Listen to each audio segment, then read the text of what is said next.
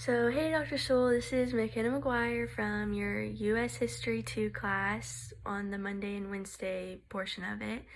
And I'm doing the oral communication assignment, and I chose to do it over the tragedy of the Ludlow Massacre. Alright, so let's get started. So, the Ludlow Massacre was an attack on striking coal miners as well as their families by the Colorado National Guard, as well as the Colorado Fuel and Iron Companies guards in Ludlow, Colorado on April 20th of 1914. This then led to the deaths of 25 people, which of that including 11 children.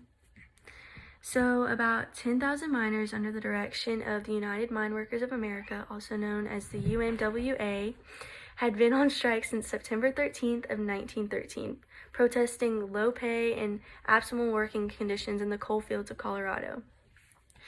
Being evicted from company towns by the operators of industrialists John D. Rockefeller's Colorado Fuel and Iron Company, striking miners constructed tent colonies, the largest of which housed about 1,200 strikers in Ludlow, meaning that they basically lived in tents instead of their normal houses and just kept protection in there since they wouldn't stay in their houses since they were company houses.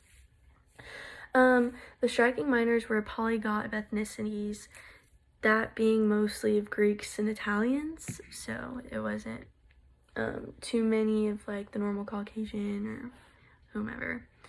Tension was pretty high between the armed strikers and the company hired detectives. The Colorado National Guard, which was there to lower the amount of violence, favored the operators by bringing strike breakers to the mines and overlooking the violence that the detectives brought upon them. Labor activist Mary Mother Jones led a campaign to bring national attention to the strike, basically saying like, hey, this isn't okay, we need to fix this and see what we can do because people are going to be dying from this, like it's not okay. And so in April of 1914, the cost of maintaining troops led to a drop in the National Guard presence, so they just didn't come, and it made the violence like a lot worse.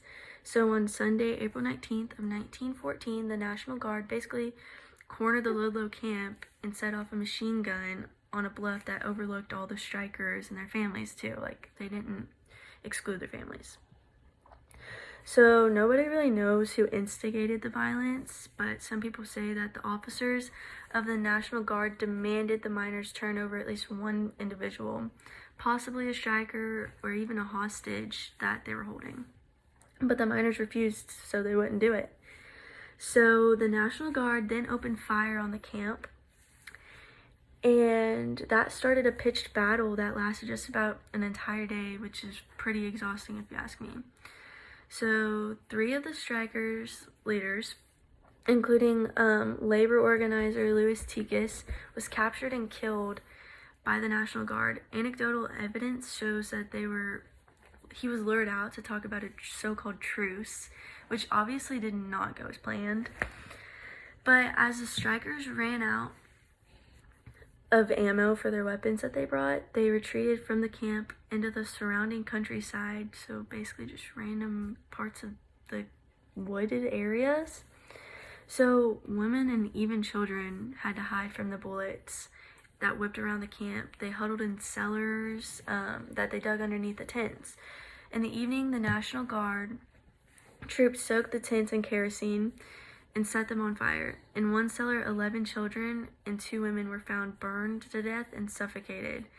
But in all, about 25 people were killed during this battle, which was the Ludlow Massacre, and 3 of whom were National Guard troops. So, in retaliation for the massacre, miners attacked anti-Union towns officials, strike breakers, and the mines, taking control of an area about 50 miles long and 5 miles wide. As many as 50 people died during the reaction of the Ludlow Massacre.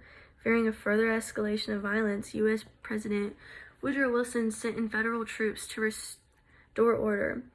And unlike the National Guard, the federal troops were not impartial. They kept everything even and kept the strike breakers out of the coal mines. The strike ended on December 10th of 1914, and while the workers got little in the way of tangible benefits from the strikers, the UMWA, United Mine Workers of America, gained 4,000 new members, which is a great amount. So Congress then held hearings but took no concrete actions. The trials of more than 400 miners dragged on until about 1920, but none were convicted. 12 National Guardsmen were exonerated before a court-martial. Determined to uncut unions and avoid another violent strike, Rockefeller instituted a system of company-sponsored unions as an alternative to the UMWA. So, sorry about my dog, but that was my oral communication assignment. So, bye.